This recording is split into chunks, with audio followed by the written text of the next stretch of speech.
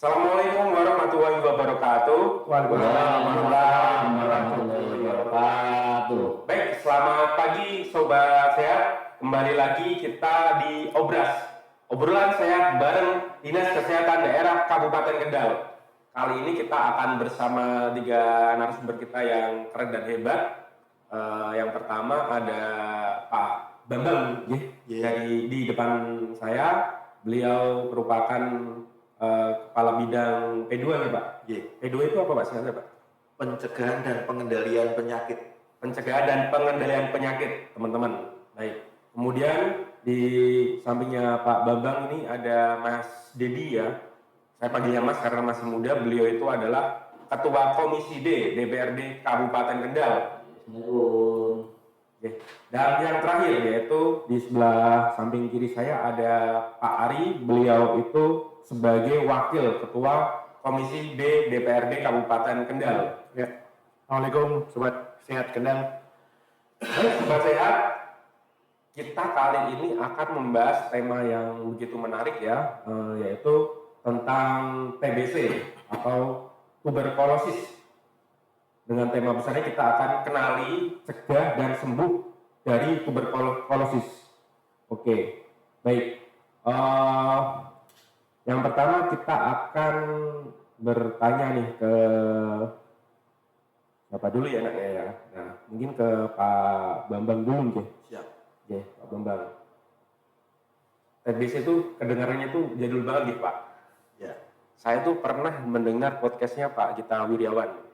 Itu yang endgame itu dengan mahasiswa Harvard itu, bahkan ketika mahasiswa Harvard studi di sana itu bilang kalau di Indonesia itu ada penyakit TBC itu katanya tuh diketawain Pak, karena itu penyakit dari zaman perang dunia Pak, bilangnya Pak. Ini tapi di era sekarang itu masih ada. Nah, bahkan apa ya, menjadi bagian dari program prioritas presiden gitu ya.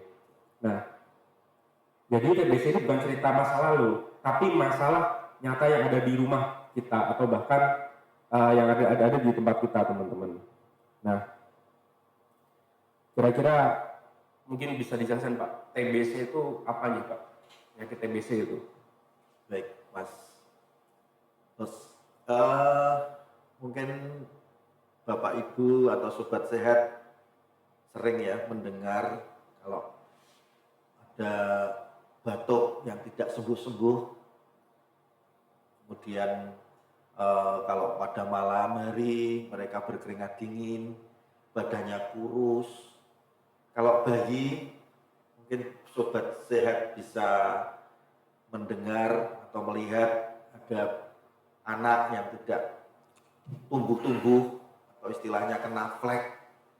Ya, itulah yang dinamakan kalau dalam bahasa medisnya kena TB. TB itu sebetulnya kan TB-nya banyak. Ada TB paru dan TB ekstra paru.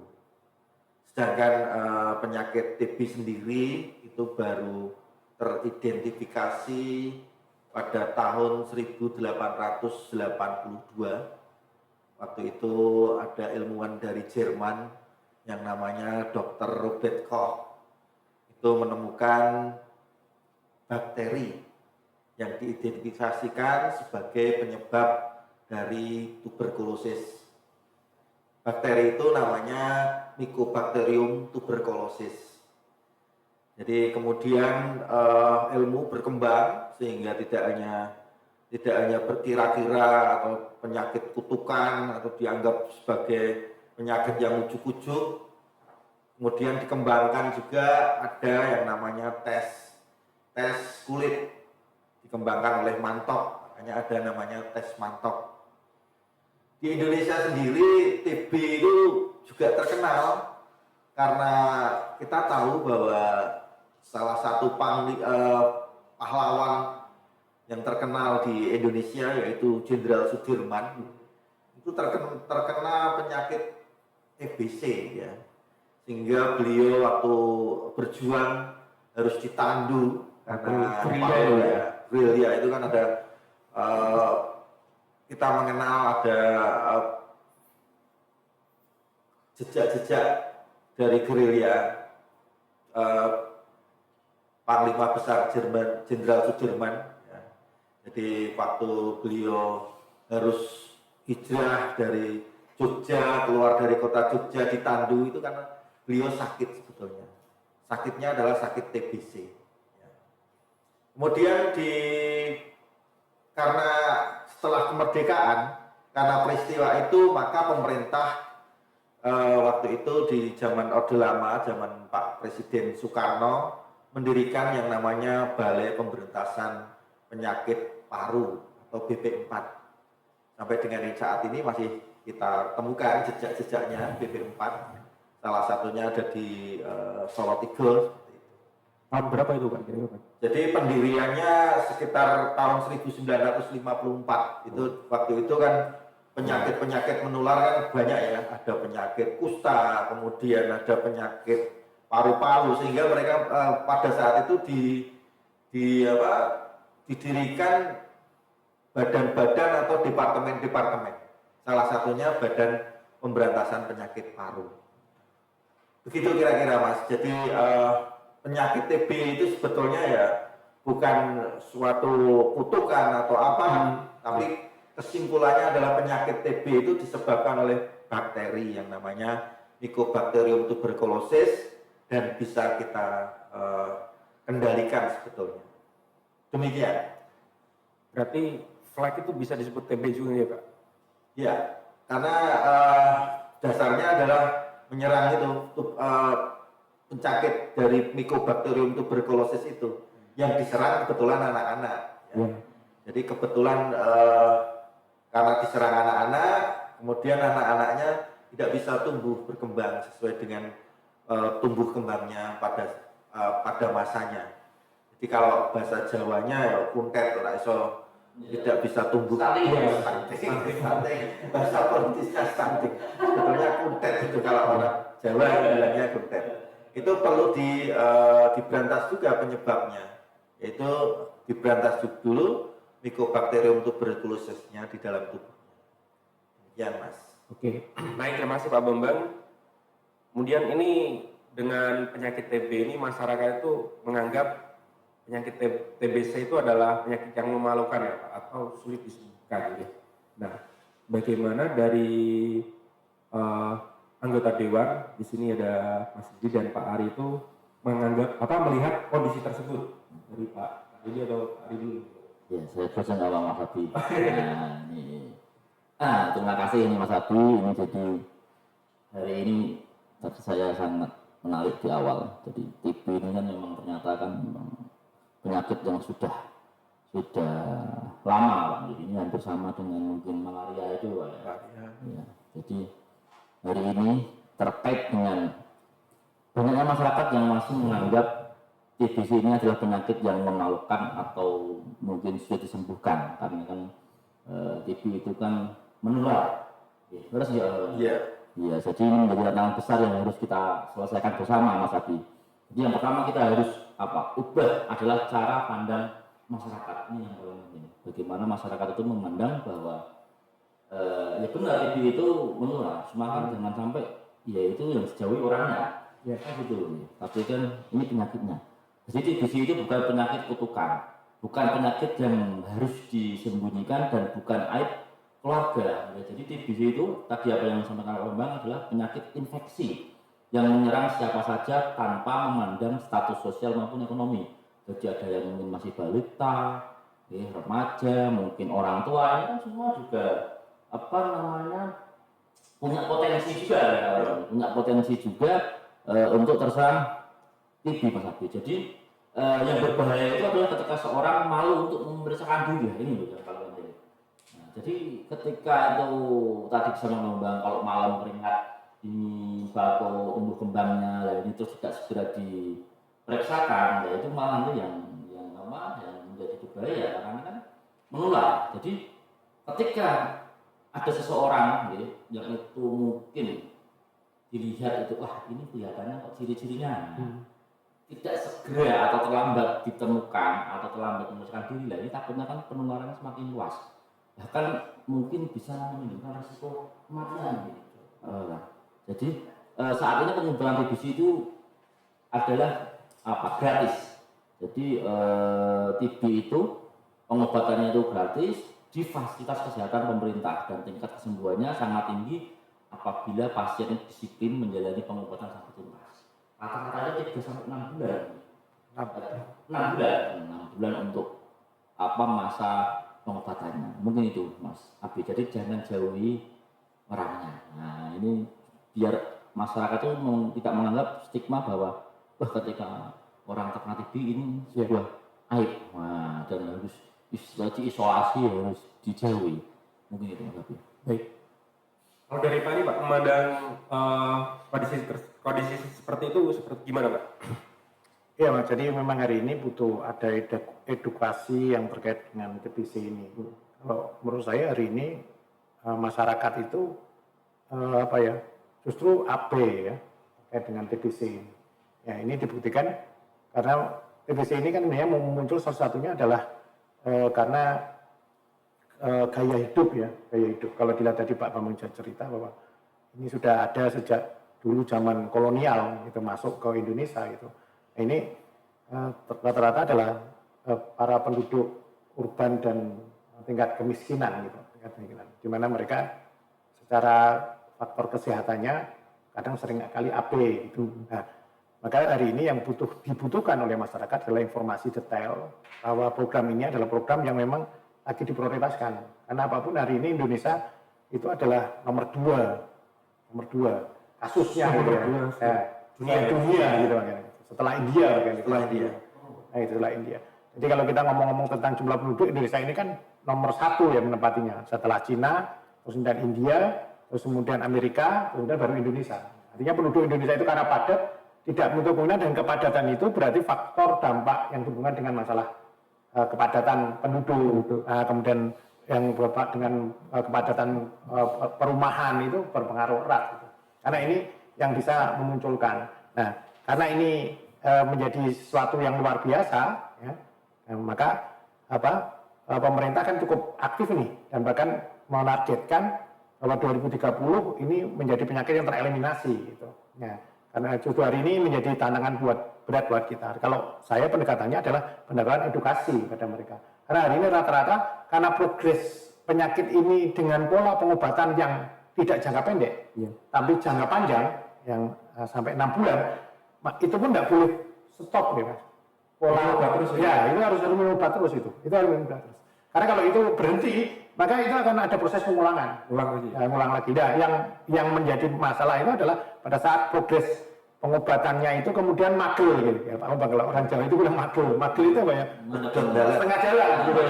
Nah, ini akhirnya mulai progres ulangnya lagi butuh effort. Maka menurut saya hari ini adalah pemberitahuan kepada masyarakat bahwa penyakit ini adalah penyakit yang memang harus serius ditangani. Bukan penyakit yang tidak bisa sembuh, tapi memang harus serius ditangani. Dengan cara apa? Ya mereka harus, kalau mereka berobat, kalau mereka sudah merasa tadi gejalanya disampaikan oleh Pak Bambang, tadi kita harus segera datang ke Vaskes, ya, apakah puskesmas, apakah ke dokter, atau dimanapun mereka berada yang paling dekat. Nah kemudian mendeteksi dini, gitu, mendeteksi dini. Adakah penyakit TBC ada pada diri kami, gitu, atau diri saya, gitu. Nah kalau itu sudah terdeteksi, maka proses pengobatannya harus ditaati. Nah ini yang paling penting itu adalah edukasi tentang ketaatan mereka untuk minum obat tersebut gitu. Selama 6 bulan tidak boleh berhenti. Kalau nanti sudah selesai 6 bulan, maka itu harus dicek kembali gitu. Itu yang pertama. Kemudian yang kedua adalah gaya hidupnya ya harus berubah gitu. Ya tidak boleh sembrono dan sakar pede gitu. Karena ini sangat erat berhubungan dengan tingkat kesehatan daya tubuh dari ini. Ya, dari tadi Pak Bang bilang bahwa itu ada bakteri dan bakterinya itu berpengaruh dengan daya tubuh seseorang terkait ini. Nah, jadi ini kelihatannya yang hari ini dibutuhkan gitu Mas Ebi. Jadi pertama adalah edukasi yang terkait dengan penyakit ini, kedua adalah perubahan gaya hidup mereka ya, agar mereka punya gaya hidup yang sehat ya, agar nanti penyakit ini tidak gampang menular pada dirinya atau menular kepada orang lain gitu. Karena rata-rata mereka tertularnya adalah lewat air liur yang ada di situ itu. Maka ini yang harus diperhatikan. Jadi mereka harus jaga gitu. Kalau sudah kena TBC ya jangan abai gitu. Tidak sembrono gitu. Tadi kenapa saya ubah gaya hidup itu. Jadi kalau dia sudah divonis penyakit TBC, maka secara pergaulan ya dia harus tahu diri lah. tidak sangat PDW lah, seperti itu. Makanya pakai masker, jaga jarak dan lain sebagainya itu. Mungkin itu Mas Ebi. Oke, baik. Kalau TBC itu tadi jelaskan, kalau batu darah itu juga kita masuk gejala nggak? Gimana? Keluar batuk darah gitu. Ya, itu salah satu bentuk manifestasi dari akibat dari tuberkulosis. Ya, jadi begini Mas Ari, kita sebetulnya mendapatkan pembelajaran yang baik waktu kita ada pandemi COVID-19 itu. Jadi gejalanya juga hampir sama, sesek, kemudian yang diserang juga hampir sama, yaitu paru-paru. Tapi penyebabnya adalah berbeda. Penyebabnya yang satu, kalau COVID itu kan virus ya, virus COVID-19 ya, 19. Sedangkan yang ini Mycobacterium. Yang membedakan kalau tampak kasat mata adalah dampaknya. Kalau virus itu diserang, itu begitu kena, 3 hari sudah langsung kena. Langsung dia sudah merasakan sakit. Reaksinya cepat virus ya. Tapi kalau Mycobacterium diserang dengan bakteri ini agak lama. Jadi orang baru merasakan gejala mungkin setelah 14 hari merasakan batuk tidak sembuh-sembuh, kemudian badannya kok tiba-tiba kalau malam tidak panas kok keringat, keluar keringat, kemudian tubuhnya kok makin lama kok makin kurus, padahal makannya juga konstan, biasa, tapi kok makin kurus. Itu yang diserang seperti itu. Akhirnya ya, tetapi manifestasinya akibatnya itu hampir sama. Yang diserang paru-paru ya jelas pernapasannya, kemudian nanti kalau dia sesek dan lain-lain. Nah, kalau tadi ditanyakan ada batuk darah, ya betul, karena di sini ada infeksi penyakit dalam ya, khususnya di paru-paru. Sehingga bisa jadi karena paru-paru itu kan tugasnya kan memompa udara, kemudian secara anatomi kan dari udara yang bersih dikeluarkan menjadi udara yang kotor lewat paru-paru itu. Sehingga ketika alatnya itu rusak, pasti ada yang terganggu dari sistem pernapasan itu. Salah satunya manifestasinya mengeluarkan darah. Mungkin itu Mas. Berarti kalau keluar darah itu parah ya? Ya, tentunya itu stadium parah ya. Karena memang stadium awal ya biasa, orang hanya sesek-sesek biasa. Tetapi kalau sudah infeksinya sudah lanjut, tentu kerusakannya bisa diketahui semakin parah ya. Karena darah itu kan sebetulnya kan adalah karier ya. Karier untuk dari tubuh. Kemudian yang darah yang kotor berisi karbon monoksida ya karbon dioksida dari oksigen. Jadi oksigen yang bersih. Nah, kalau kariernya atau mesinnya rusak, pasti dia akan terganggu ya. Kalau rusak bisa terjadi kerusakan, kebocoran dan bisa keluar. Ya manifestinya keluar batuk darah atau yang lain ya, misalnya mimisen dan lain-lain, seperti itu. Berarti batuk darah itu harus diperiksakan ya, jangan berpikir kena santet teman-teman. Terus yang menarik ini Pak, kan batuk itu kan hal umum ya. Nah, bagaimana sih kita membedakan antara batuk biasa, batuk flu sama batuk yang menjurus ke TBC Pak? Ya, kalau batuk umum kan biasanya 3 hari, kemudian dikasih obat obat yang sederhana ya. Seperti kalau merek-merek itu kan ada Ombantrin atau kalau yang di masyarakat itu biasanya kan pakai jeruk nipis ya. Jeruk nipis. Kemudian kalau zaman saya kecil dulu kecap sama jeruk nipis itu bisa sembuh dengan waktu yang sebentar ya, paling hanya 1 resep obat ya, misalnya 3 hari bisa sembuh. Tapi kalau TBC ini ya itu 14 hari baru diketahui, kemudian diobati nggak akan sembuh-sembuh karena bakterinya itu sangat bandel ya kalau istilahnya. Kalau istilah sehari-hari bakterinya sangat bandel. Saya pernah kok dulu merasakan sendiri, hampir kena TBC ya. Itu minum obat itu, obat formula apapun itu nggak bisa. Jadi dipakai obat yang istilahnya gonta-ganti obat batuk itu tidak bisa. Dan ternyata memang gejalanya mengarah ke TBC itu. Mungkin ya karena itu bakteri Mycobacterium itu tergolong bakteri yang bandel kalau bahasa sehari-harinya. Kalau bahasa medisnya memang bakterinya bakteri yang kuat ya. Jadi bakteri itu kalau dia menghadapi situasi yang membahayakan, dia akan menyelubungi dirinya, mengamankan atau istilahnya dorman. Dorman itu dia tidur ya. Tidur tapi dia aman. Tetapi ketika kondisinya sudah aman, dia akan keluar dari tidurnya. Jadi tipe bakteri itu seperti itu. Hati-hati. Jadi kalau misalnya bakteri merasa sehat, tapi di dalam tubuhnya ada bakteri, itu hati-hati. Karena ketika nanti tubuh kita imun kita rendah, lemah, bakterinya akan muncul. Demikian. Baik, penjelasan yang menarik ya, seperti pendapat ini mata kuliah mikrobiologi dari Pak Bombay ya. Terus ini terkait dengan kebijakan nih, Mas Riki, Pak Ali.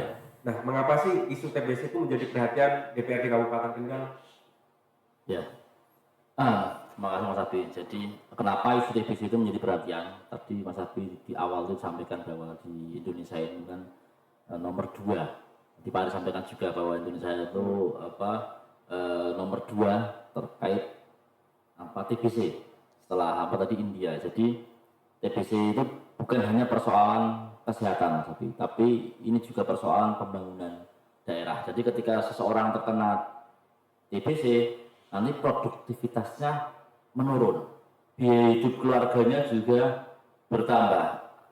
Apalagi kalau itu seorang kepala keluarga. Nah, ini kalau seorang kepala keluarga nanti produktivitasnya menurun, akhirnya pendapatannya menurun, biaya hidup keluarganya juga nanti mungkin bertambah, terus anak-anak juga bisa terganggu. Nah, ini jadi akan memperburuk kondisi perekonomiannya. Kalau itu nanti yang terserang mungkin dari kepala keluarganya maupun anggota yang lain, karena itu kan ya walaupun nanti TBC itu pemeriksaannya itu gratis, nah mungkin kan juga ada biaya-biaya lain untuk Bang. Yang gratis itu kan pemeriksaannya, ceknya itu. Pemeriksaannya. Tetapi ketika beliau harus ngecek, kan beliau meninggalkan pekerjaannya lah itu. Ya, bagaimana yang dipikirkan adalah bagaimana caranya dia untuk mendapatkan nafkah ketika yang bersangkutan sedang melaksanakan pemeriksaan. Jadi ini sangat penting sekali. Ya, jadi ini menjadi isu perhatian. Ya. Jadi ini menjadi perhatian serius kami yang di DPRD, bagaimana tingkat penularannya atau tingkat orangnya yang terkena TB ini kan biar gimana bisa turun, karena ketika itu orang terkena TB pasti apalagi itu seorang kepala keluarga itu pasti akan sedikit banyak akan mempengaruhi perekonomian keluarga. Ini itu Mas. Kalau dari Pak Ari sendiri Pak, memandang isu TBC di Kabupaten Kendal itu seperti apa Pak, menjadi perhatian dari anggota DPRD? Ya, ini karena penyakit menular ya Mas. Tadi seperti yang dimakan oleh Pak Kota Komisi, maka ini harus menjadi bagian serius buat kita karena dampaknya kan cukup signifikan tadi disampaikan. Selain itu juga secara payung hukum atau program pemerintah yang ada itu kan ada Permenkes nomor 67 tahun 2016 tentang penanggulangan tuberkulosis. Yang terbaru itu adalah Perpres. Nah, Perpres 67 tahun 2021 terkait dengan eliminasi TBC sampai tahun 2030. artinya bahwa karena penyakit ini bukan penyakit yang bisa langsung disembuhkan, butuh ada proses yang panjang, dan bahkan kalau nanti terpotong di tengah jalan bisa menjadi tahunan proses pengulangannya kembali gitu, maka ini progres ini kan harus dimulai. Artinya dimulai dari proses edukasi, dimulai dengan program yang ada. Nah, maka ini butuh dorongan, butuh ada keseriusan semua pihak gitu. Yang dari pihak eksekutif misalnya yang menjadinya adalah Dinkes, leading sektornya adalah Dinkes. Dia melaksanakan tugas-tugas sesuai dengan turunan atau sesuai dengan petunjuk yang ada dari Kementerian Kesehatan terkait dengan TBC dalam rangka mengeliminasi, artinya mengeliminasi ini kan agar Indonesia bebas dari TBC, penyakit TBC ini. Maka kami yang ada di DPRD berarti ada dorongan juga dalam rangka sebagai tugas kami dari fungsi penganggaran, fungsi pengawasan, dan fungsi legislasi. Nah, ini kita dorong juga gitu. Ya lagi-lagi payung hukum yang ada di daerah. Kan ini kan masih didorongnya masih di posisi di Permenkes dan Impres Presiden. Nah, maka didoronglah yang hari ini kita memang sudah ada perda yang terkait dengan penanggulangan penyakit gitu. Nah, tapi secara spesifik bahwa TBC ini dibutuhkan agar mereka ada fokus terhadap penanganannya, maka hari ini kita dorong agar ini ada dalam bentuk perda atau mungkin dalam bentuk perbu ya keputusan ini. Dan juga yang bisa ini kan Mas, yang perda-perda yang berhubungan erat dengan TBC. Tidak hanya sekedar penanggulangan penyakit saja. Contoh salah satu itu adalah perda yang terkait dengan kawasan bebas asap rokok gitu. Nah, ini kan juga menunjang gitu, karena banyak sisi di mana sebenarnya penyakit TBC itu berhubungan dengan hal-hal yang berhubungan dengan masalah kesehatan. Ya, kayak gaya hidup kita yang terkait dengan hidup bersih dan sehat. Jadi ini karena ini. Jadi ini terus kemudian ada dari sisi kawasan pemukiman. Itu kan harus ada aturan di mana kawasan pemukiman itu ya ditata dengan sebaik mungkin, tidak hanya asal buat, jaraknya tidak antar satu rumah dengan lain tidak jelas gitu maksudnya, berhimpitan gitu. Nah, ya terus kemudian jadi kemudian progres sanitasinya juga tidak terkendali gitu kan. Kadang-kadang hari ini seringkali kita asal buat saja tetapi tidak diikuti dengan penunjang-penunjang lain gitu. Misalnya masalah sanitasinya ya, terkait dengan saluran airnya, di mana mereka membuang gitu kan, asal buang saja sehingga mandek dan saluran dan lain sebagainya. Kemudian juga yang berhubungan dengan apapun di situ harus ada di dalam setiap perumahan itu harus ada ruang terbuka hijau gitu. Nah, gitu itu hal semacam itu maksudnya gitu. Nah, ini DPRD mempunyai peran yang ada di situ karena kita hari ini sudah terbukti adalah nomor 2 sedunia gitu.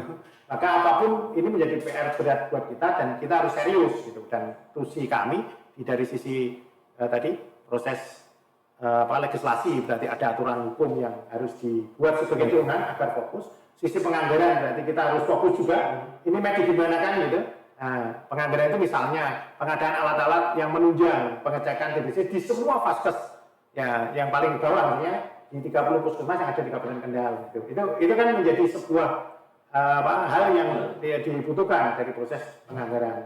Juga APD itu alat pelindung diri gitu. Itu kelihatannya sederhana, tapi kalau ini tidak disiapkan ya akhirnya nanti tidak tercapai juga. Dari sisi pengawasan memastikan bahwa program-program ini bisa berjalan.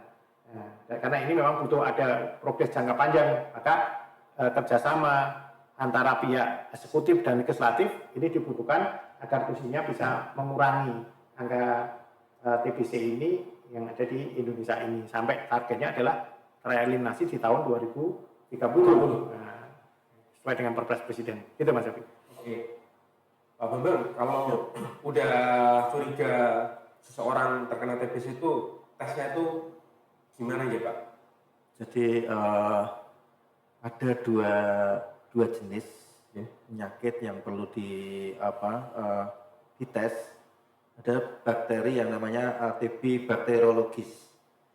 Bakteriologis itu kita mengecek apakah di dalam tubuh seseorang tersebut itu ada bakteri Mycobacterium tuberculosis tersebut. tesnya adalah menggunakan cartridge TCM, tes cepat molekularnya. Ini anggarannya gede mas, jadi satu tes saja sekitar 200 sampai 400 ribu rupiah. Jadi kalau bayangkan, bisa dibayangkan kalau penduduk Kendal ini sekitar 1.093.000 ya. Itu kalau diestimasikan kalau kasus TBC-nya sekitar 3.000, udah berapa juta aja? Kali 400, kalinya 260-an lah, 240, 260. Itu baru tes cartridge molekularnya saja, baru tes untuk bakteriologisnya saja sudah berapa M ya. Nah itu di tahun ini kita juga ada penganggaran itu dari DAK non fisik ya. Itu sekitar 1,09 ya, sekitar 1 M-an lebih untuk penganggaran cartridge tes cepat molekuler itu, cartridge TCM. Mirip swab atau gimana ya? Ya, itu jadi pasien diminta untuk batuk, mengeluarkan dahak, kemudian dari dahak kemudian itu dimasukkan dalam alat yang namanya cartridge itu. Kemudian cartridge itu dimasukkan dalam alat TCM-nya itu. Akan terkonfirmasi apakah yang bersangkutan di dalam tubuhnya ada bakteri. Itu namanya TB bakteriologis. Itu baru TB bakteriologis. Kalau TB klinis itu menggunakan ronsen. Jadi tahun ini juga pemerintah pusat itu menganggarkan yang namanya ACF, namanya active case finding. Active case finding itu penemuan kasus aktif ya. Jadi kita tidak menunggu pasien datang, tapi kita datang door to door ya, jemput bola. Ya, di situ kegiatannya adalah menggunakan X-ray mobile. X-ray mobile itu ya alat semacam alat ronsen, tapi bisa dibawa kemana-mana. Di pasien nanti di X-ray ya, di ronsen di paru-parunya itu apakah terkonfirmasi di situ ada gejala atau tidak TB-nya. Itu namanya TB klinis. Itu langsung atau nunggu berapa hari seperti ronsen biasa? Ya, kalau sekarang kan modelnya pakai EI mas. Jadi ketika difoto kemudian nanti akan dibandingkan, dimasukkan dengan EI. Jadi canggih sekarang. Tidak langsung itu saat itu juga. Saat itu juga, tetapi ya memang kita juga harus butuh validasi ya dari tenaga medis dalam hal ini dokter spesialis radiologi ya. Jadi tujuannya adalah penemuan kasus itu mas. Semakin banyak ditemukan maka akan semakin banyak yang bisa diobati. Jadi penemuan kasus TB itu tidak semudah yang dibayangkan orang ya. Biayanya mahal, juga prosesnya juga rumit. Karena ada dua jalur itu tadi, lewat klinis dan lewat bakteriologis. Demikian Mas Ari. Oke, baik. Jadi kira-kira itu masyarakat itu udah tahu belum sih kalau TBC itu bisa dicek gratis dengan TCM? Iya. Kalau masalah tahu dan tidaknya ini kan variabel ya mas ya. Ya teman hari ini memang terkait dengan proses cek atau proses pengecekan TB ini kan hari ini kan gratis. Ya. Ini ditanggung BPJS nggak berarti Pak Bang? Kalau ini Apa program? ada program mas. Nah, berarti program. Jadi hari ini ada program yang tadi Pak Bang juga sebutkan bahwa hari ini pengetesan itu gratis. Memang ya masyarakat hari ini mungkin belum banyak yang tahu juga. Nah, makanya terkadang mereka itu ketika mau periksa itu kan takutnya itu kan nanti biaya. Nah, ini loh. Makanya hari ini kita sampaikan ke sobat sekalian ya bahwasanya hari ini untuk pengecekan TB itu di fasilitas kesehatan itu gratis. Ini bisa di semua puskesmas atau belum bagi orang posisinya hari ini? Untuk pengecekannya kita baru memiliki 6 mesin TCM itu di 6 vaskes ya, di Puskesmas Kaliwungu, kemudian di Puskesmas Rawasari 2, kemudian di Puskesmas Sukorjo dan Sukorjo 1 dan Puskesmas Buja 1. Kemudian di rumah sakit kita ada 2, yaitu Rumah Sakit Dr. Haji Suwondo Kendal dan Rumah Sakit Islam Leri.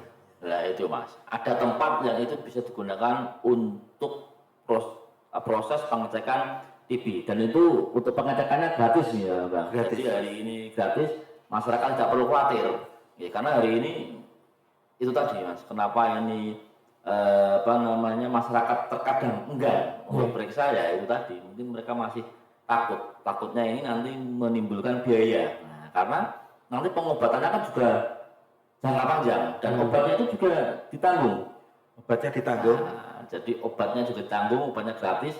Tinggal si pasien datang saja ke 6 vaskes tadi yang sudah disebutkan oleh Pak Bambang tadi, ada di Boja, ada di Kaliwungu, ada di Rawasari, Sukorejo, dan ada di Rumah Sakit Umum Daerah Rumah Sakit Suwondo, sama di RSI Meleri. Itu Mas Abi. Jadi hari ini gratis, jangan takut untuk periksa.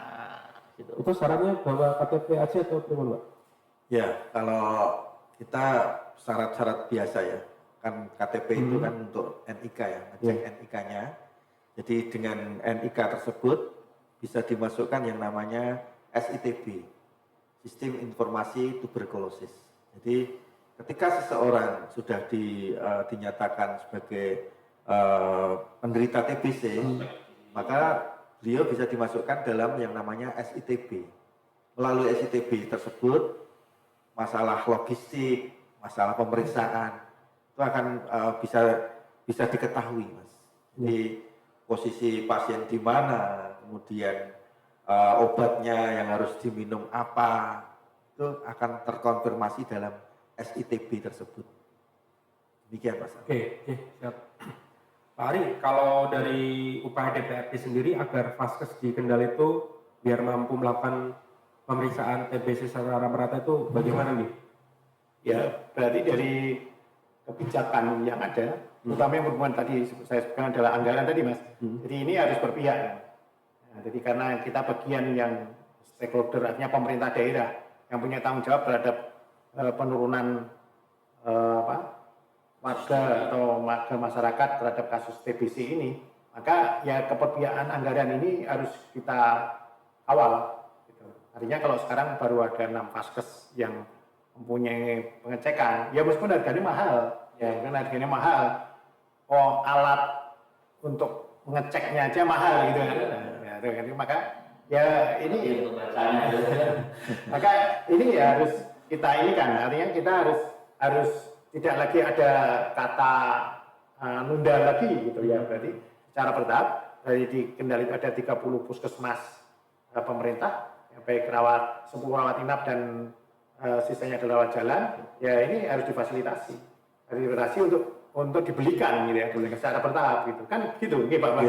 Nah, agar apa? Agar masyarakat itu mudah, karena ujung tombak dari pelayanan kesehatan di bawah kendali pemerintah ya puskesmas. Nah, nanti karena kita kan punya 30 puskesmas, 10 rawat inap, kemudian 20 rawat jalan, kemudian kita 1 rumah sakit daerah, gitu, daerah rumah sakit Dr. Suwondo. Nah, cita-cita kita memang pengennya ada rumah sakit tipe D, meskipun ini masih belum berjalan, gitu. Tapi ini sudah masuk di RPJMD zaman Bupati Ibu Mirna pada saat itu, dan ini terus diikhtiari, diupayakan gitu, agar ada rumah sakit tipe D yang di bawah kendali pemerintah yang ada di daerah perbatasan, yaitu daerah Dapil 4, berarti Sukorejo, Patean, Pelantungan, Paguyung, dan Dapil 3, Singorojo, Muja, Limbangan. Kenapa di daerah perbatasan? Karena di situ rawan, Mas. Ya, rawan. Artinya rawan itu karena daerahnya daerah pegunungan. Di satu sisi mereka kesadaran mereka terhadap kesehatan itu masih, bukan saya kemakan tidak ada, tapi masih sangat minim gitu. Maka tugas kita adalah mendekatkan vaskes kesehatan itu, nah, tidak hanya sekedar puskesmas saja, nah, karena puskesmas tidak cukup, tidak cukup. Nah, jadi ini yang kalau kami di Dewan konsepnya adalah itu pertama adalah proses penganggaran tersebut harus ada dorongan dukungan yang terkait dengan fasilitas terhadap pemeriksaan penyakit TBC ini. Kemudian yang kedua adalah yang terkait dengan payung hukum, berarti ada dorongan perda, ya, perda yang terkait dengan penanganan TBC secara serius. Tadi saya sampaikan bahwa ada perda yang terkait dengan penanggulangan TBC, misalnya judulnya seperti itu. Nah, meskipun hari ini di Kendal sudah ada perda tentang penanggulangan penyakit, tapi sifatnya kan masih umum, Nah, jadi ini menjadi bagian keseriusan. Atau perda juga yang berhubungan dengan pendukung atau pendukung. Tadi saya sampaikan kawasan anti tanpa rokok gitu. Nah, ada pengaturan sehingga masyarakat ini bisa diatur tidak sembarangan tempat mereka kemudian bisa merokok sembarangan. Artinya tidak melarang, tapi mengatur agar mereka ngerokoknya itu ya di tempat-tempat yang sudah disediakan agar tidak mengganggu kesehatan orang yang di sekitar. Juga perda yang terkait dengan tadi perumahan misalnya, ya, yang terkait dengan sanitasinya, ya, dengan rumah sehatnya gitu. Ini karena penting, karena kalau hanya sekedar kita mengandalkan proses pengobatan saja tanpa didukung oleh faktor-faktor penunjang lain untuk bisa disehatkan, ya sama aja bohong Mas itu. Akhirnya tenaga kita akan terkuras, tenaga ya betul-betul tenaga fisik pemikiran kita, ya teman-teman nakes juga dari sisi penganggaran gitu kan. Nah, karena tugasnya kan tidak hanya sekedar ngobati saja, tapi pencegahan kan harus ada. Maka proses pencegahan itu salah satunya ya tadi yang terkait dengan lingkungan tadi, gaya hidup pertama dan lingkungannya itu disehatkan karena kan ini kan konsepnya kan proses penularan ini kan dari air apa itu Pak? Droplet. Nah, droplet Mas, droplet. Nah, kalau droplet ini misalnya ini ruangan AC misalnya ini kan ruangan AC Mas, ini droplet dan ini sanitasinya ventilasinya enggak bagus gitu. Salah seorang di antara kita pasti ada. Nah, itu kan muter aja enggak akan pernah ini. Nah, padahal yang ditakuti oleh bakteri TBC itu adalah sinar matahari dan udara atau sirkulasi udara yang sehat. Nah, itu kan berarti kan kita sudah ngerti nih apa istilahnya penyebab pendukung dari penyakit ini. Maka ini juga harus yang kita dorong. Ya minimal kalau tidak perda karena mungkin jangka waktunya dan sangat dekat ya perbub lah. Ya perbub yang mendorong tentang keseriusan yang terkait dengan penanggulangan TBC. Oke gitu Mas. Oke. Apa Bang, saya tuh penasaran ya. Ketika ada pengobatan TBC itu biasanya minum obatnya jangka waktu tertentu berapa bulan gitu. Nah, ketika ada pasien yang udah ngerasa sehat, terus kemudian dia itu berhenti minum obat, nah itu dampaknya itu apa Pak? Betul Mas Ari. Jadi rata-rata kalau saya perhatikan, saya sendiri ataupun keluarga saya, itu kalau minum obat itu tidak tuntas ya. Jadi ada teori kalau antibiotik itu berbahaya jika diminum tidak tuntas. Jadi ketika yang bersangkutan minum sudah merasakan sehat, ya sudah diselehke gitu. Jadi saya di awal menyinggung masalah bakteri TB yang sangat bandel gitu ya. Jadi kalau bakterinya alamnya tidak membahayakan, bakterinya akan menyelubungi pakai selubung sehingga dia dikatakan sebagai siklus dorman atau tidur. Ya, ketika obat untuk penyembuhan TBC ini harus 6 bulan. Ketika baru 2 bulan saja sudah merasakan sehat, kecenderungan awal yang saya sampaikan tadi akan terjadi ya. Artinya obatnya ya sudah diselehke saja. Saya sudah merasa sembuh. Nah, ini yang berbahaya Mas. Ketika obat yang tidak tuntas, antibiotik yang tidak tuntas, kan obat TBC ini kan juga dalam masuk dalam kategori antibiotik kan. Kalau tidak tuntas itu akan menimbulkan yang namanya resisten. Jadi TB TB ketika TB awal, ketika diberi obat selama 6 bulan itu yang kita namakan TB sensitif obat. Artinya masih diberi obat pasti sembuh ya, TBSO namanya.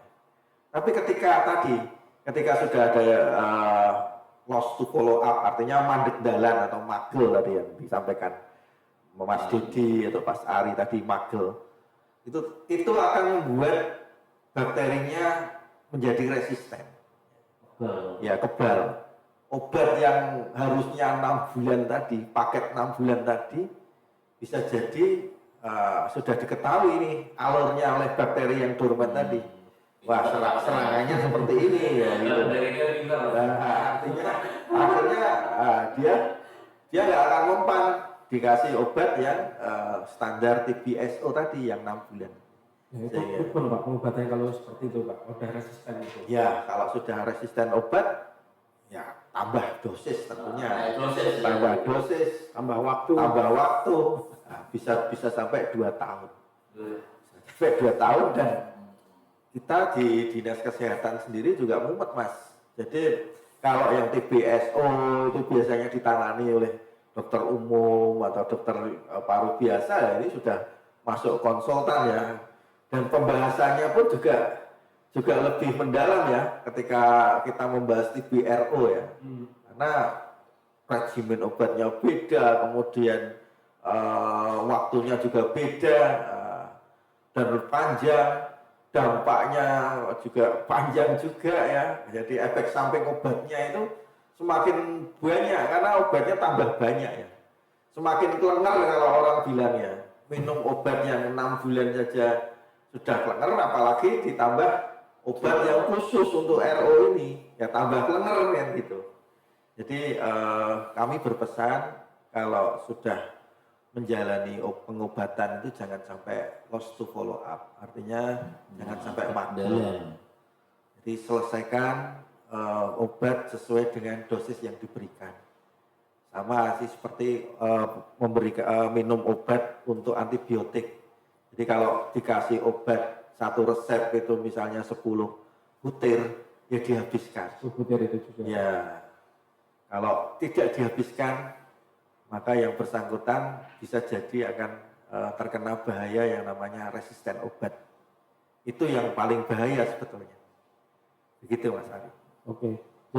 Kalau kita berbicara tentang tadi ya resisten obat, kemudian harus dituntaskan sampai sembuh gitu ya. Nah kalau dari pemerintah sendiri, Mas Didi, Pak Adi itu apakah ada asuransi yang mendukung bahwasanya pasien TB itu harus menuntaskan pengobatannya itu sampai sembuh? Ya, jadi gini. Ya kalau aturan sih ya ini kan kita belum ada aturan yang harus jual ini, tapi kan kesadaran. Jadi ini kan kesadaran masing-masing Mas Abi. Jadi ketika dia itu sudah dinyatakan positif TB, ya dia harus sadar. Sadarnya yang pertama ya dia melakukan pengobatan, dia itu harus menuntaskan obat yang tadi diberikan, seperti apa yang tadi disampaikan Pak Bambang, dan juga dia juga harus tahu diri. Tadi seperti yang disampaikan Pak Ari, ya, ketika dia mungkin bersosialisasi ya paling tidak dia harus mungkin pakai masker, tidak kok terus sendiri harus uras. Nah itu kan nanti kasihan. Nah itu. Jadi ini kembali lagi ke kesadaran diri masing-masing lah, menyadari diri masing-masing bahwasanya dia itu terpapar penyakit yang itu mudah menular melalui itu tadi air liur, droplet itu. Nah, jadi kita ngobrol gini saja mungkin itu juga bisa jadi menular ya Bang. Nah, itu. Jadi ini kembali lagi kalau secara aturan itu memang sudah ada, tapi ini kembali lagi ini ke kesadaran pribadinya masing-masing si pasien, ya, terkait proses pengobatannya. Karena kalau nanti pengobatan di awal 6 bulan itu tidak selesai tadi sama Bang, ini nanti bisa lebih panjang lagi dan resikonya pun kan sudah lebih besar lagi. Itu Mas Abi. Kalau hari ini Pak, melihat pasien tuberkulosis itu ya, seorang kepala keluarga, apakah kesejahteraan keluarga itu juga ditanggung? Terus bagaimana, karena pengobatan dari saja itu tidak cukup. Nah, ada kebutuhan dasar nih yang harus dipenuhi ini Pak. Nah, Kira-kira apakah pemerintah itu juga hadir Pak di situ Pak kepada keluarga yang terkena kepala keluarga itu terus punya keluarga gitu. Kalau secara spesifik memang ada ya Mas, artinya mungkin belum semuanya gitu, kita akui belum semua secara spesifik ya, kan namanya kasus tuberkulosis gitu. Tapi secara umum pada saat si kepala rumah tangga itu masuk kepada desil 1 sampai dengan desil 5 sesuai dengan yang diinikan oleh kebijakan dilakukan oleh Kementerian Sosial, maka dia pasti akan mendapatkan bansos. Nah itu baru seperti itu yang diinikan. Maka memang hari ini butuh ada sebuah pendekatan serius tadi yang terkait dengan payung hukum gitu. Sehingga payung hukum ini tidak sekedar tuntas dari sisi proses pengobatan saja gitu. Artinya yang nanti akan disodorkan di dalam perda tersebut atau di dalam perbu tersebut atau kalau lebih luas ya di perda gitu. Maka yang diatur tidak hanya sekedar proses sembuhnya seorang yang terkena penyakit TBC tersebut tidak, tapi dampak dari penyakit TBC itu mau seperti apa, terus kehadiran pemerintah mau seperti apa gitu. Nah kalau mereka secara data yang ada di Kemenkes sudah masuk, Kemensos masuk di desil 1 sampai dengan 5, pasti akan ada bansos yang bisa dia terima. Tetapi kalau mereka kemudian tidak masuk, terus apa yang dilakukan kan dari ini kan memang tidak ada pengaturan. Artinya secara spesifik ya, saya bilang secara spesifik yang berhubungan dengan penyakit TBC ini. Nah, maka ini memang menjadi PR tugas kita bersama yang ini harus diwujudkan gitu. Jadi tugasnya Dinkes selaku stakeholder dan kami yang di Komisi D terutama sebagai mitra dari ini ya kita apakah lewat usulan dari Dinkes untuk menjadi perda yang prioritas ataukah menjadi perda inisiatif, karena perda itu bisa jadi dua, dari usulan pemerintah daerah atau dari legislatif. Karena mengingat pentingnya ini, nah berarti kalau kita ngomong ini kan kita nanti kan dari data berapa jumlah penduduk Kendal yang 1 juta warga ini, berapa persen yang sudah berdampak terkait dengan TBC ini. Kalau ini besar berarti ya kita harus bersegera nih biar ini tidak terjadi akumulasi yang terkait dengan dampak tersebut. Nah itu. Nah, jadi karena memang kalau prosesnya Mas, jadi kalau kita lihat aja sejarah aja gitu, kita lihat sejarah. Tadi disebutkan Pak Bambang ada rumah sakit paru di Solo Tigo atau di beberapa tempat, mungkin di Jakarta dan lain sebagainya. Itu dibangun kan karena pemerintah kolonial pada saat itu bahwa penyakit ini itu bukan jangka pendek gitu. Dan sudah diyakini bahwa untuk membangun kesadaran ini kan sulit. Yang namanya orang minum obat pasti kan bosen Mas. Wong kita sehari 2 hari aja sudah bosen, apalagi 6 bulan gitu loh. Kalau 6 bulan gagal jadi RO ya, resisten obat, nah itu bisa tahunan, bayangkan. Nah bayangkan artinya ini kan tantangannya ada di masing-masing pribadi. Kalau ini tidak diatur, tidak didorong, tidak ada pendampingan, nah itu selesai. Sedangkan kali ini kalau kita mau adakan pendampingan, berapa jumlah vaskes atau tenaga nakes kita yang mengadakan pendampingan? Bayangkan itu satu desa, satu bidan desa. Ini kita ngobrol ini ya Mas, karena ini kita edukasi ya, biar masyarakat juga paham. Karena justru dengan adanya podcast ini tujuannya adalah mengedukasi masyarakat, gitu, agar masyarakat juga ikut berperan. Nah, kita bayangkan, misalnya contoh desa Kerajaan Kulon, desa saya sekarang tinggal, itu jumlah penduduknya ada 10.000. Sekarang itu ada satu bidan desa saja. Bayangkan, satu orang mendampingi 10.000 gitu. Nah, padahal dimungkinkan di desa kerajaan itu banyak. Nah, karena apa? Karena secara lingkungannya juga perumahannya empet-empetan, terus kemudian secara sirkulasi udaranya dekat dengan pabrik dan lain sebagainya gitu. Nah, sanitasinya yang masih terbatas dan lain sebagainya. Jadi ini memang hari ini PR kita cukup luar biasa tentang ini. Nah, kami berharap memang nanti dengan adanya aturan itu sifatnya itu tidak simultan atau maksudnya istilahnya itu bisa terus gitu ya, bisa bersinambungan gitu. Tidak hanya sekedar ada event kemudian ada bantuan, ada momentum saja gitu.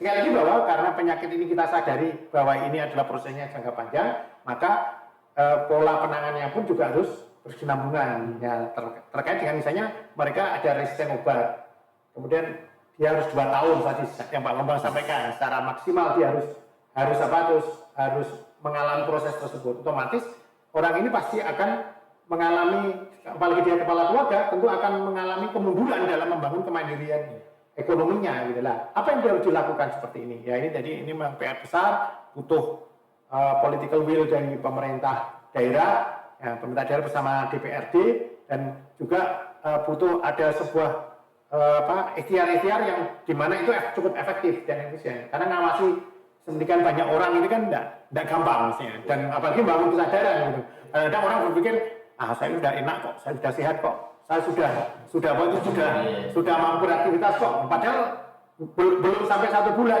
belum sampai 6 bulan gitu. Padahal bakteri ini sifatnya itu adalah kuat dan dia pintar sembunyi kalau bahasa gitu ya. Jadi kalau itu nggak tuntas, nggak selesai, ya itu akan menjadi menumbuhkan kekebalan dari bakteri itu terhadap obat tersebut gitu. Itu Mas. Oke, baik Sobat Sehat, kita break dulu ya, kita jeda dulu, tetap simak di obrolan sehat bareng Dinas Kesehatan Daerah Kabupaten Kendal. Batuk tak kunjung sembuh lebih dari 2 minggu? Jangan dianggap sepele, bisa jadi itu tanda tuberkulosis atau TB. Tuberkulosis atau TBC adalah penyakit yang disebabkan oleh infeksi bakteri Mycobacterium tuberculosis di paru. Kondisi ini kadang disebut juga dengan TB paru. Bakteri tuberkulosis yang menyerang paru menyebabkan gangguan pernapasan, seperti batuk kronis dan sesak napas. TB menular melalui udara, saat penderita batuk, bersin, atau berbicara. Kuman menyebar dalam percikan droplet yang terhirup oleh orang lain. Gejala TB antara lain batuk yang berlangsung lama, disertai dengan dahak atau batuk darah, nyeri dada saat bernapas atau batuk, berkeringat di malam hari, hilang nafsu makan, penurunan berat badan, 5% atau lebih, dari BB awal tanpa adanya diet, demam dan menggigil, serta kelelahan. Meskipun semua orang bisa tertular TBC, terdapat kelompok yang lebih berisiko tinggi tertular TBC, yaitu orang yang kontak serumah dan kontak erat dengan pasien TBC, lingkungan padat dan kurang ventilasi, orang dengan HIV, ODHIV, dan perokok. Jika mengalami batuk lebih dari 2 minggu, segera periksa ke fasilitas kesehatan. TB bisa disembuhkan dengan pengobatan yang tepat. Baik, halo Sobat Sehat, kita kembali lagi di obrolan sehat bareng Dinas Kesehatan Daerah Kabupaten Kendal. Di segmen ini kita akan membahas tentang TPT ini. Nah, TPT itu apa ya? Nah, kita nanya dulu ke Pak Bambang ya. Apakah semua orang Indonesia itu harus minum TPT ini, Pak? Karena kan kita itu harus dijelasin ya peringkat 2 dunia di kasus TBC-nya. Pak Bambang nih mungkin. Siap Mas Ari, jadi ya tidak semua orang yang minum TPT ya. Jadi TPT itu singkatannya adalah terapi pencegahan TBC ya. Jadi terapi pencegahan TBC itu dikhususkan untuk orang-orang yang kontak erat dengan penderita TBC. Misalnya di kantor beliaunya satu ruangan dengan teman-temannya, maka itulah yang dinamakan kontak erat. Nah, orang-orang yang di sekitar beliau di kantor di ruangannya itu dites dulu menggunakan itu tadi cartridge TCM itu tadi, atau kemudian kalau perlu juga dites dengan menggunakan ronsen kalau ada gejala-gejalanya. Dengan kalau memang dia bergejala tapi dia tidak didiagnosa, maka dia diberikan yang namanya terapi pencegahan TBC.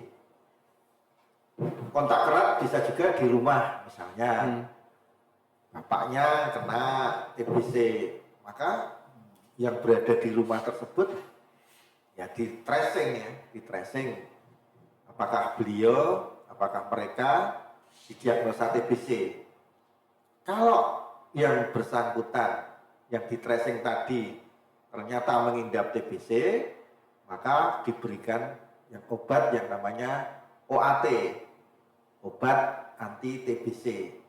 Tapi kalau tidak ada gejalanya, tidak bakteriologis tadi, tidak ada bakteri di dalam tubuhnya, maka diberikan terapi pencegahan, namanya TPT tadi.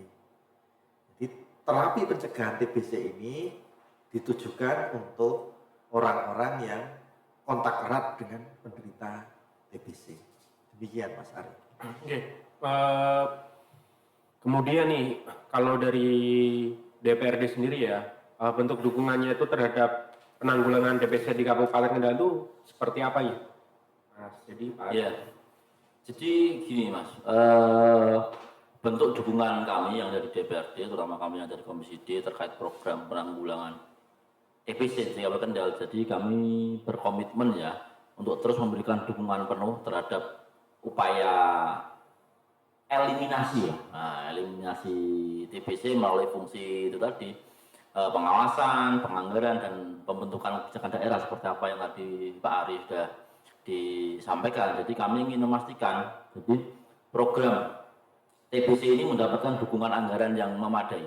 Jadi jangan sampai nanti ini programnya sudah bagus, program penanggulangan TB-nya sudah bagus, ternyata nanti dukungan anggarannya ini, apalagi di tengah hari ini efisiensi, nah ini kan harus kita pastikan bersama bahwa dukungan anggaran untuk program TB ini benar-benar ada, dan kami pun mendorong terkait peningkatan kualitas pelayanan kesehatan, memperkuat screening aktif di masyarakat karena ini penting juga Mas.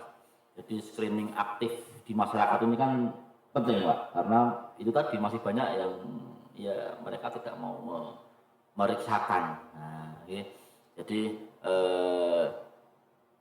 kami yang dari DPRD salah satunya yaitu tadi meningkatkan kualitas kesehatan. Jadi berkolaborasi antara pemerintah daerah, mungkin puskesmas, rumah sakit, pendidikan, masyarakat, hingga pemerintah desa. Jadi TB ini nanti kan tidak hanya nanti menjadi Mas, tanggung jawabnya ini dari dinas kesehatan saja, ya. Jadi ini menjadi ya tanggung jawab kita bersama lah, bahwa TB ini kan perlu secara serius kita tangani supaya nanti kasus-kasus penderita TB yang ada di Kendal khususnya ini semakin tahun bisa semakin berkurang, bahkan benar-benar sudah tidak ada. Mungkin itu Mas. Kalau dari Pak Ari Pak, terkait dengan program penanggulangan TBC di Kabupaten Kendal, dukungan dari DPRD sendiri bagaimana?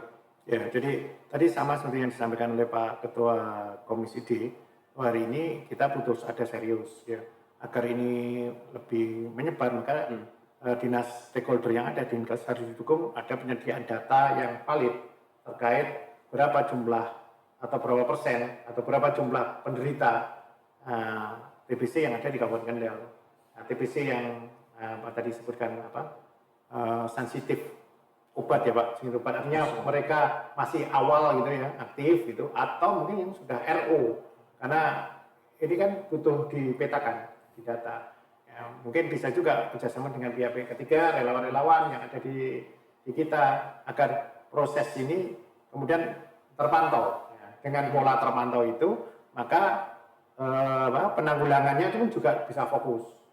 Kemudian estimasi anggarannya pun juga jelas berapa yang harus dianggarkan di Kabupaten Kendal ini. Kemudian yang kedua adalah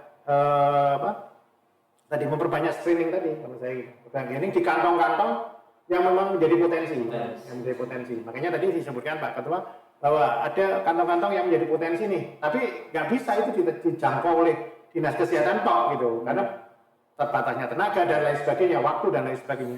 Bisa misalnya di kantong pendidikan misalnya. Berarti kita bisa bersama dengan dinas pendidikan, kemudian mengadakan screening yang ada di situ itu gitu. Ya screening yang paling mudah lah, yang bisa membuat yang sederhana, yang bisa mengidentifikasi awal penting ya di anak-anak yang sekolah ini berapa yang teridap penyakit TBC tersebut gitu. Atau mungkin di kantong-kantong yang bekerjasama dengan dinas tenaga kerja misalnya gitu. Karena di kantong tenaga kerja artinya biar dinas tenaga kerja bisa bekerja dengan perusahaan-perusahaan yang di situ menjadi kumpulan banyak orang gitu. Misalnya pekerja yang ada di kawasan industri Kendal misalnya gitu. Ya, ini kan butuh juga gitu di ini kan di sini lah. Ini kan butuh ada kita dengan screening itu artinya kita jemput bola, mengambil sampel-sampel tersebut sehingga kita bisa menyimpulkan bahwa kantong-kantong dari potensi penyakit TBC ini bisa kita eliminasi gitu. Harapannya dengan situasi seperti ini kita kemudian bisa membuat program yang fokus, bisa membuat penganggaran yang jelas ya, karena apapun hari ini ada efisiensi. Sehingga kalau kita nggak jelas objeknya, nggak jelas apa yang akan kita lakukan, maka yang nanti kita dianggap menyia-nyiakan anggaran.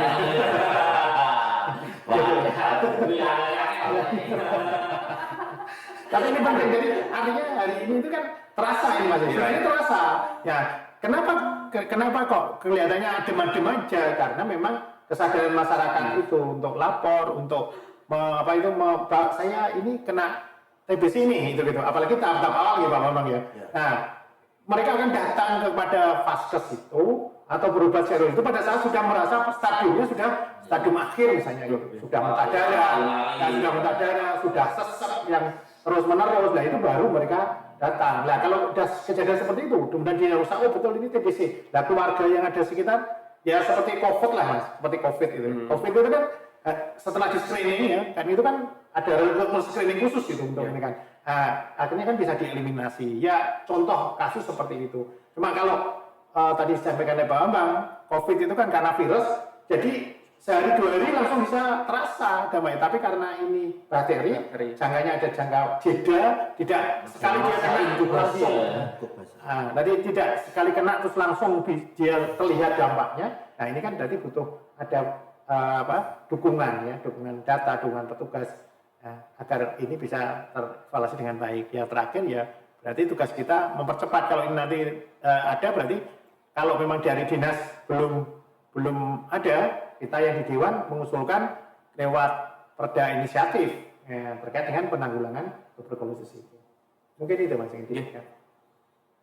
Baik, Pak Bambang, kira-kira nih misalnya Pak, ada suatu keluarga Pak yang rumah itu hanya kena TBC Pak. Nah, bagaimana sih cara keluarga tersebut itu biar mendapatkan TPT Pak? Ya itu tadi, pergi ke puskesmas, atau melaporkan ke kader. Kalau sekarang kan zamannya kan ILP ya, ILP di mana satu desa itu kan ada bidan desanya, kemudian ada nakesnya, juga dibantu oleh tenaga kesehatan. Lapor saja ketika batuk kok tidak sembuh-sembuh selama 14 hari, kemudian kok kalau malam ada gejala-gejala yang mengarah ke TBC, misalnya seperti tidak bisa kok keringat dingin gitu. Kemudian punya anak, kok anaknya kok orang tidak tumbuh sesuai dengan masanya, bisa saja lapor. Atau mungkin juga keaktifan kader ya. Jadi kader di Kabupaten Kendal ini ada kader-kader yang khusus untuk membantu di TB ini, yaitu kader Mentari Sehat Indonesia. Jadi mereka akan mengadakan tracing di kantong-kantong atau di keluarga-keluarga yang dicurigai ada suspek untuk TB itu.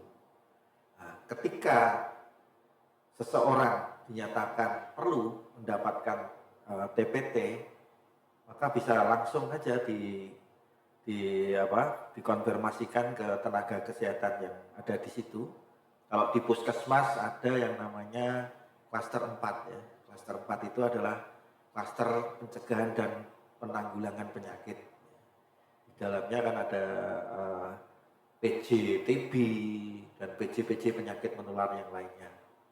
Nah itu nanti masalah obat, distribusinya nanti dari Dinas Kesehatan akan distribusi ke puskesmas lewat PJ tersebut, dan PJ tersebut nanti akan mendistribusikan ke yang bersangkutan. Kalau tentunya ada pencatatan dan pelaporannya ya, pencatatan dan pelaporannya melalui SITB tadi.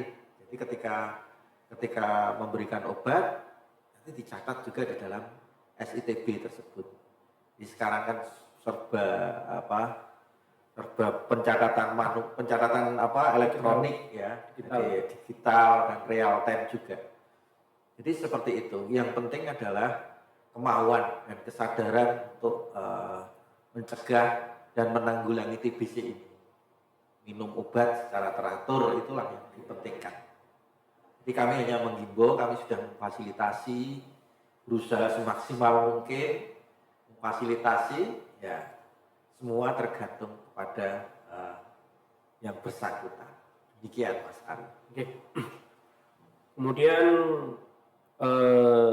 Pak Ari ini Pak, kira-kira apa sih peran dari keluarga dalam membantu penyembuhan pasien TBC ini Pak? Ya, peran dari keluarga tentu adalah menyemangati ya.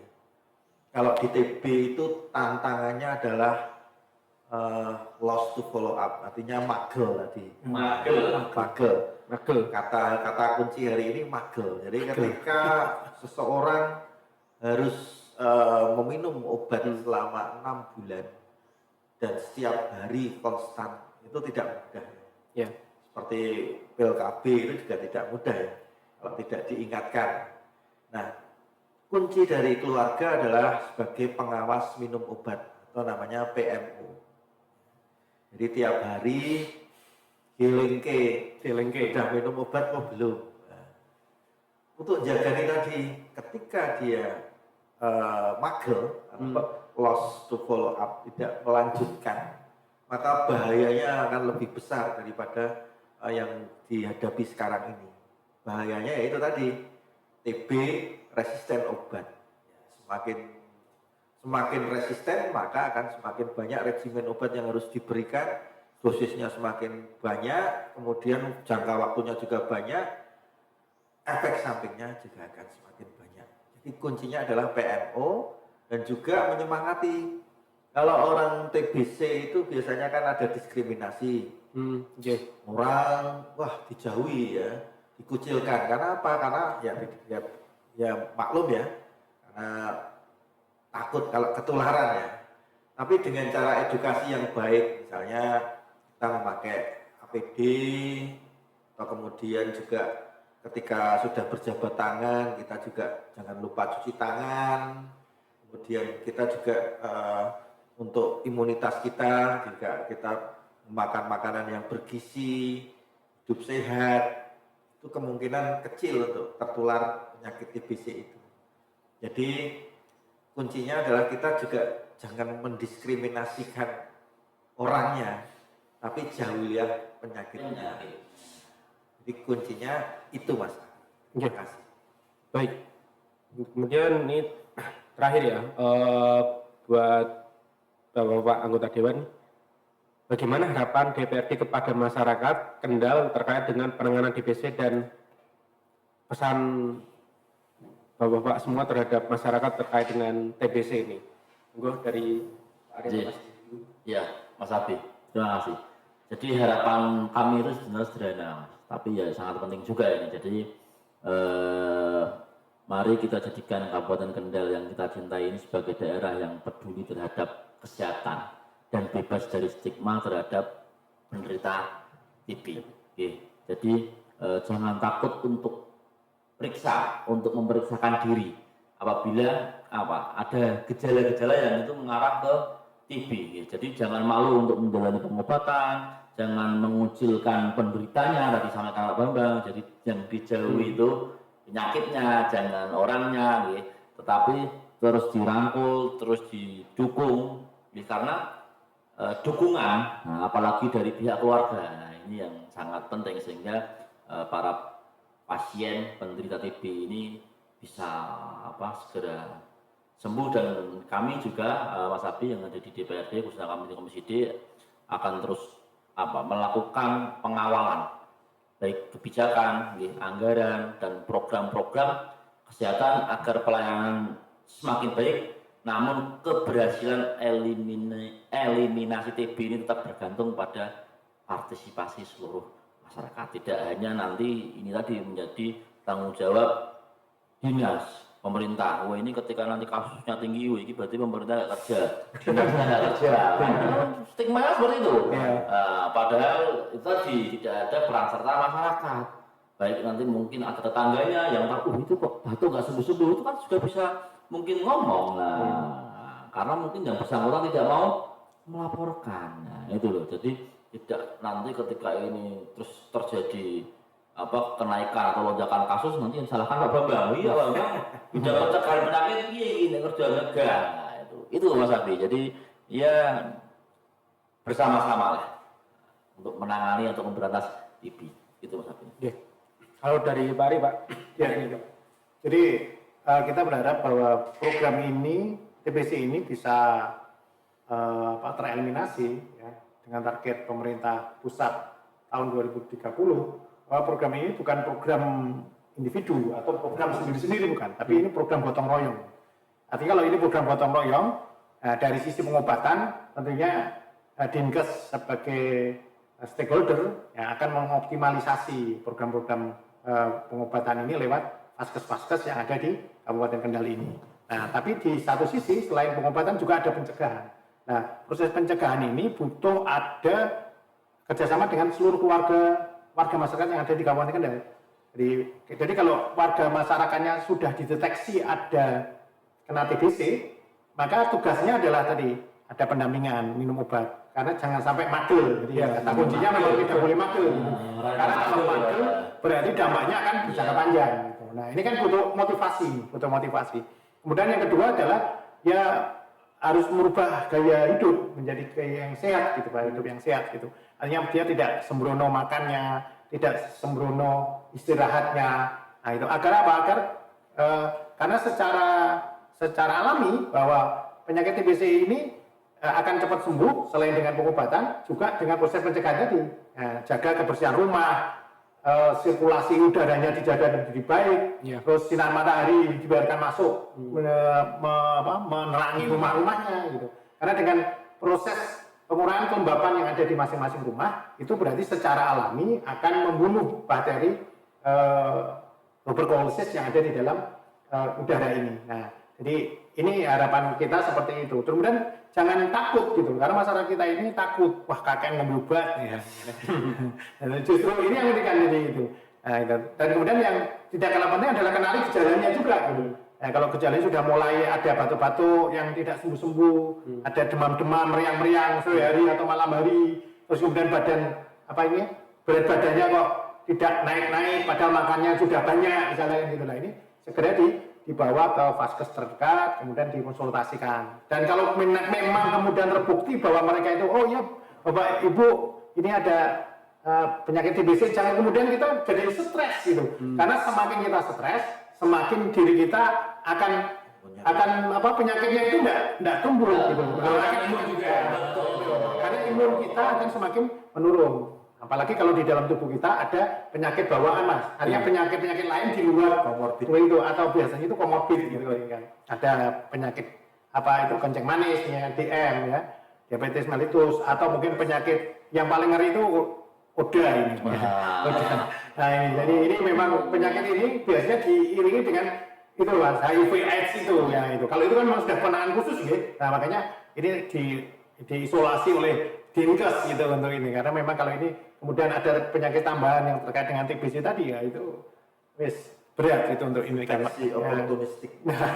Jadi lebih fokus lagi, tapi minimal kita dimulai dari keluarga, kita biasakan dengan pola hidup sehat, sirkulasi udara baik, pencahayaan masuk rumah dengan baik, kemudian dimotivasi si pasien yang ada di dalam rumah ini tidak dikucilkan tapi dimotivasi. Ya, agar obatnya ini bisa diminum sesuai dengan jangka waktu yang ada, tidak boleh telat. Nah, dan kalau ini bisa terlaksana, kami yakin bahwa proses penanggulangan TBC ini akan berjalan dengan baik gitu. Gitu Mas Afik. Terakhir Pak Bambang buat masyarakat nih Pak, pesannya. Ya, pesannya untuk yang sudah terkena, jalani pengobatan secara konsisten ya, jangan magel. Kemudian untuk masyarakat, ya jangan mendiskriminasikan orang yang terkena TBC. Intinya adalah TBC itu bisa dicegah. Dengan cara apa? Misalnya kalau bergaul ya, dengan APD, kemudian kalau berjabat tangan ya, kemudian cuci tangan, dan juga menjaga imun tubuhnya dengan cara pola hidup yang sehat. Jauhi penyakitnya tapi jangan jauhi orangnya. Kemudian untuk yang terkena keluarganya, tolong berikan dukungan kepada keluarga atau saudaranya yang terkena TBC itu, terutama dengan cara menjadi PMO, pengawas minum obat. Ingatkan tiap hari apakah sudah minum obat TBC, sehingga penyakit TBC ini bisa segera untuk ditanggulangi, tidak menular. Jadi kalau di program TBC ada yang slogan atau semboyan TOS TB, temukan, obati, sampai sembuh. Demikian Mas Ari. Oke, terima kasih atas penutupnya dari ketiga narsum kita. Luar biasa nggak? Rasa ya kita ngobrolin TBC dari akar sampai daun-daunnya. Intinya ya guys, pokoknya kenali gejalanya nih. Batuk lebih dari 2 minggu harus kita periksakan. Terus juga cegah penularannya, buka jendela rumah, dan pakai etika batuk. Ketika kita batuk ya kita harus tutup pakai tangan dan jangan di lingkungan banyak orang kayak gitu. Terus kemudian juga pesan terakhir dari saya, stop stigma, orang dengan TBC itu butuh dukungan, bukan dikucilkan. Semakin mereka kita kucilkan, mereka bakal makin sembunyi dan penularan di masyarakat malah semakin luas. Mari kita gandeng tangan mereka, pastikan mereka berobat sampai sembuh. Cukup sekian dari saya. Terima kasih kepada bapak-bapak penarsum kita pagi hari ini, sangat keren dan luar biasa. Kita jumpa lagi Sobat Sehat di obrolan sehat Dinkes Kabupaten Kendal pada episode berikutnya. Cukup sekian dari saya. Wassalamualaikum warahmatullahi wabarakatuh. Waalaikumsalam warahmatullahi wabarakatuh.